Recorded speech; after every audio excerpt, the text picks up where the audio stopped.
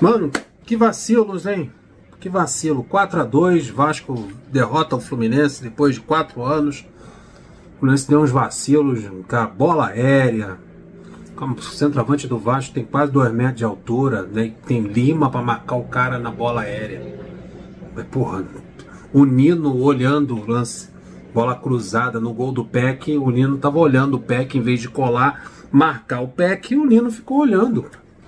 Mau posicionamento dos zagueiros, deu o Marlon que saiu para puxar o André pra zaga. O Guga atrapalhando o André na hora que a bola tá sendo recuada pro goleiro, a bola roça no pé do Guga e o Peck faz o gol, cara. Bola no primeiro pau. Bola lá no segundo pau pro centroavante enorme. O Lima na marcação do cara, o cara cabeceia pra entrada da área. Cara, gols bobos do Fluminense. Gol não é, porra, mas mérito dos caras. Os caras têm um centroavante alto, são bons atacantes, sei o quê. Pô, mas não dá, irmão. Clássico é clássico. E tem outra coisa, clássico tem que ter tesão pra vencer. Tem que ter vontade pra vencer um clássico. O Vasco teve vontade, teve tesão pra jogar. O tempo todo. O Fluminense melhorou no segundo tempo. O Fluminense fez um bom jogo no segundo tempo. E eu achei um jogo no segundo tempo muito aberto. E o Fluminense, com esse posicionamento do André um pouquinho mais atrás, muito exposto a contra-ataques. Contra-ataques um atrás do outro. E o Vasco, principalmente com a entrada do Gabriel Peck, puxando muito contra-ataque ali pelo lado direito. O Marcelo, com aquela deficiência dele, né, na parte defensiva, o Marcelo cresceu muito, principalmente no segundo tempo, quando ele veio para o meio de campo e começou a armar o jogo.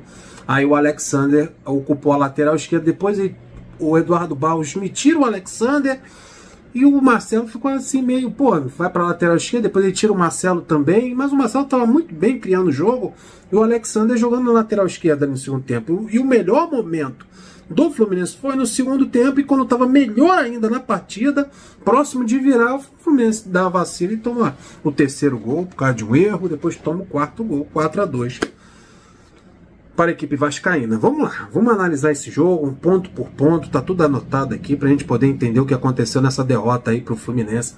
Eu vi gente falando, mas podia ter o Ares ser machucado, por exemplo, o Ares torceu o tornozelo, espero que não seja nada grave. Tem gente falando, não era para colocar o time titular no jogo de Campeonato Brasileiro, tem que pensar numa semifinal. Amigo, depois do Vasco tem o Cruzeiro ainda, depois que vem o Internacional. Se com o time titular você tomou de 4-2 do Vasco, imagine se bota o time reserva hoje. Peraí, gente, vai fazer o quê? Os caras ficaram 12 dias só treinando. O Nino pra mim praticamente, perdeu o ritmo, sei lá o que aconteceu, não fez um bom jogo o Nino. Aí o André até foi bem, o André fez o primeiro tempo espetacular, depois posicionado um pouquinho na zaga, ainda deu uma enfiada de bola muito interessante o André, uma bolaça do André, parecia até um meio armador. Mas você vai fazer o quê? Depois do camarada ficar 12 dias sem jogar por causa da data FIFA, o Nino e o André foram para a seleção e ficaram vendo o jogo do banco de reservas. Não vai botar para jogar contra o Vasco? Num clássico? Valendo ponto, valendo um G3 no Campeonato Brasileiro. O Fluminense vence, vai para a terceira posição. Vai botar time misto, botar time reserva, poupar jogador. Mas machucar, contusão acontece, irmão. Acontece até em treino. O cara tá treinando, vai tirar o cara do treino também para o camarada não se machucar. O Léo Fernandes era dúvida para esse jogo, quase não veio para o jogo porque tomou uma pancada no treinamento. Tem que botar o time titular hoje, tinha que botar o time titular hoje, tem que botar o time titular também contra o Cruzeiro. Pelo menos, quer poupar, poupa 1, 2 ou 3, mas tá valendo, o Campeonato Brasileiro tá valendo também. Depois você sai numa Taça Libertadores, Deus me livre e guarde, contra o Internacional, e aí como é que fica no Campeonato Brasileiro? O pessoal de baixo, tá crescendo, tá subindo, e daqui a pouco o Fluminense tá em 6º lugar, daqui a pouco tá em 7º. Aí bota em risco uma vaga na Libertadores pro próximo ano. Tem que brigar nas duas frentes, tem que botar os caras para jogar. O Marcelo tinha que atuar, o Marcelo ganhou o ritmo de jogo.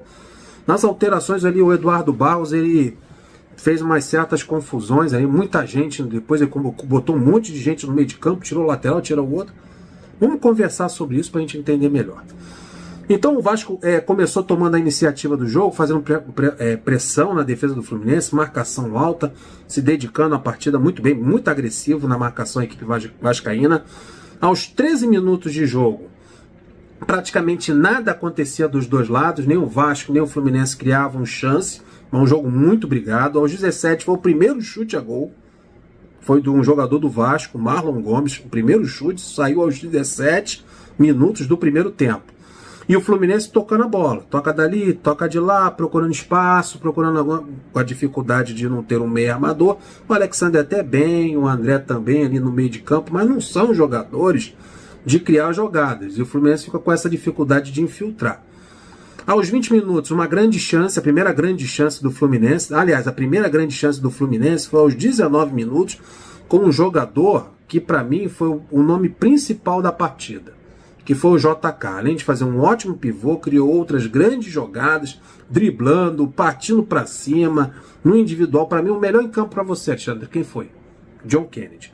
Aos 19 minutos, grande chance do John Kennedy, a primeira chance do Fluminense. Logo em seguida, aos 20 minutos, uma grande jogada também do Cano. O Fluminense perde essa oportunidade. Aí, aos 22 minutos, no melhor momento do Fluminense, na grande jogada do JK, e em seguida, na grande jogada do Cano, gol do Vasco da Gama. Esse jogo, esse clássico, teve esse norte, assim, coisa bem interessante. No melhor momento do Fluminense, quando o Fluminense cria grandes chances, o Vasco ia lá e fazia o gol. Aos 22 minutos, gol do Vasco. Gol de Praxedes de cabeça, ganhou do Nino, o Nino perdeu na cabeça pro Praxedes. Na origem do gol foi falta no Cano, o Rafael Claus não marcou, né? O Fluminense jogou não sei quantas vezes com o Rafael Claus dentro de campo. O Fluminense só venceu 8 vezes. Mais de 30 partidas com o Claus dentro de campo, o Fluminense só teve 8 vitórias. Aí nesse lance, na minha opinião, foi falta no Cano, ele não deu, e na origem do lance o Marcelo vacilou na marcação, o Rossi passou pelo Marcelo como quis, fez o cruzamento, cabeçada do Praxedes. Praxedes ganhou na cabeça, um Nino mal posicionado na bola aérea. Isso é preocupante, tá? Com a Enervalência, bola aérea, o Nino tem que ficar atento a isso aí. 1-0 Vasco com 22 minutos de jogo. Aos 29, o jogo sem espaço, muito brigado ainda, permanecendo aquele meio de campo bem apertado, sem espaço para todo mundo. Aos 34 minutos, o Marlon recebe o cartão amarelo. Marlon sempre recebendo cartão amarelo. O Marlon está vindo de uma suspensão, aí me toma um cartão amarelo novamente, no jogo seguinte. Aí um momento importante do jogo, o Arias sente o tornozelo, uma torção, e entra o Lima no lugar do Arias. Não gostei dessa alteração, não. 35 minutos, sentiu o Arias, coloca outro jogador, coloca o Léo Fernandes, cria outra opção pelos lados do campo, não coloca mais um homem no meio de campo. Aí ele colocou o Lima, ainda mais o Lima, né? O Lima é aquela falta de empolgação bem natural do jogador Lima. Aí o Vasco cresce no jogo, o Vasco é melhor, mais vibrante, o Fluminense continua com seus toques laterais, sem aprofundamento, muitos cruzamentos para a área, principalmente pelo Marcelo. O Marcelo recebe essas bolas na linha lateral, próximo da linha de fundo, e faz uns cruzamentos sem destino. Muita bola aérea do Fluminense. O Fluminense não consegue infiltrar, não consegue entrar na zaga vascaína e se utiliza dessas bolas aéreas. O Vasco é melhor, é mais perigoso. Aos 47, jogadaça do JK, a bola bate na trave. Belíssima jogada do JK. Aos 48, novamente o John Kennedy. Aí o Léo Fernandes pega, dois lances seguidos do JK no finalzinho do primeiro tempo, o Fluminense bem nesse finalzinho. E aos 50 minutos o primeiro tempo termina com o Fluminense melhor e pressionando em busca do seu gol de empate. Aí vamos para o segundo tempo. O segundo tempo é um jogo completamente diferente do primeiro. O nível do segundo tempo foi altíssimo, correria dos dois lados, o campo aberto, gol saindo. Teve 1, 2, 3, 4, 5 gols. 5 gols. Só no segundo tempo. Um gol após o outro, chances de um lado e do outro. Um jogão nesse Fluminense e Vasco lá no Engenhão, principalmente no segundo tempo. Fluminense, o Eduardo Barros no intervalo tira o Marlon e coloca o Martinelli no meio de campo e puxa o André para a zaga. No início ali, não tinha nem um minuto de jogo, gol do Marcelo, passe do Guga, o Marcelo recebe, chuta e faz o gol de empate do Fluminense, 1-1. Flu com Lima, Martinelli e Alexander no meio de campo, e no ataque Cano e JK. Essa formação deu uma consistência maior ao Fluminense. O Fluminense começou a criar mais oportunidades, criar mais chances, fez o gol do empate e era melhor na partida. Aí aos 5 minutos, é o que eu estava falando, quando o Fluminense fez o seu gol, quando o Fluminense cresceu na partida, ficou mais forte, gol do Vasco. Sabe aquela ducha de água fria. Aos 5 minutos, gol do Vegete, de cabeça, no primeiro pau, entre o Lima e o Keno. Escanteio do Rossi batido, no primeiro pau, o Vegete com aquela altura toda, 2 jogadores de menor estatura, no primeiro pau, gol do cara, tranquilo, é um exímio cabeceador. Aí, novamente, o Vasco na frente, 2-1 Vasco. Mesmo assim, o Fluminense fez o seu gol de empate, o Fluminense tomou o gol do Vasco. Mesmo assim, o Fluminense foi para cima do Vasco e continuou jogando bem. Marcelo armando o jogo no meio de campo, o Alexander na lateral. Aos 10 minutos, o Fluminense já era melhor, buscando o gol de empate.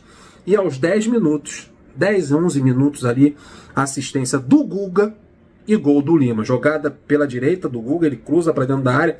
O Lima de frente escora e faz o gol de empate do Fluminense, 2-2. André, na origem da jogada, deu uma enfiada de bola espetacular para o Guga na linha de fundo. Belíssimo passe do André. Fluminense 2, Vasco 2. 9 minutos depois, 8 ou 9 minutos depois, aos 19 minutos, uma jogadaça do JK, ele chuta para fora. Belíssima. O JK fazendo jogadas incríveis e belíssimas. Jogo bem aberto, dos dois lados. Aí o Fluminense começa a mexer.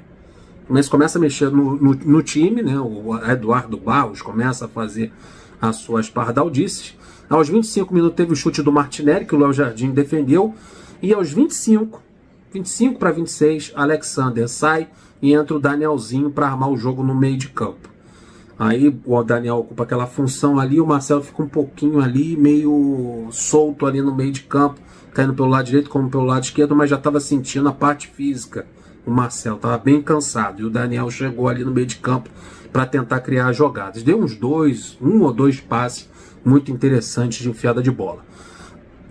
O Guga atrapalha o André, aos 26 minutos, o Guga, aos 29 minutos, o Guga atrapalha o André vai recuar a bola para o Fábio, a bola roça na trava da chuteira do Guga, perde velocidade, o pé quer mais rápido do que notícia ruim, Vasco 3-2 num vacilo do Fluminense, no momento que o Fluminense estava melhor no jogo.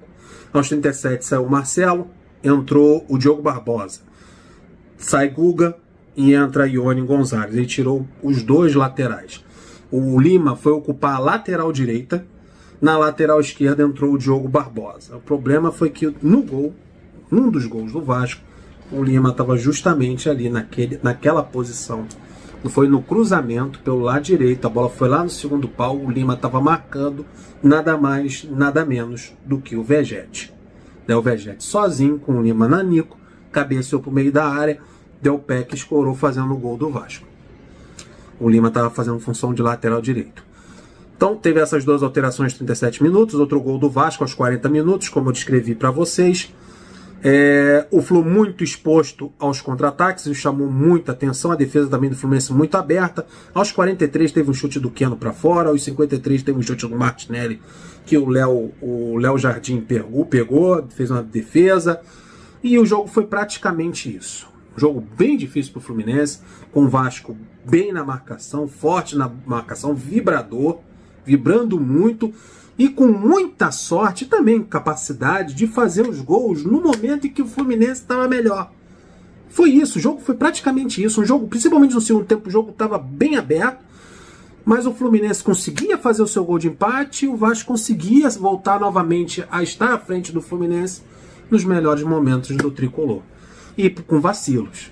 O vacilo do Guga com o André, vacilo do posicionamento do Nino numa bola aérea, em que ele não marca o pé, que fica olhando, e erros individuais, principalmente na bola aérea, que todo mundo sabe que é uma fragilidade do Fluminense.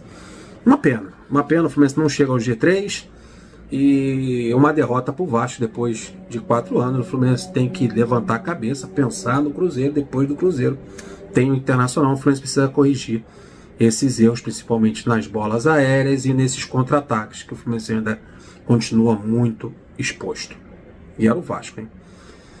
Rapaziada, deixa o like, se inscreva no canal, compartilha. Tamo juntos, até o próximo vídeo.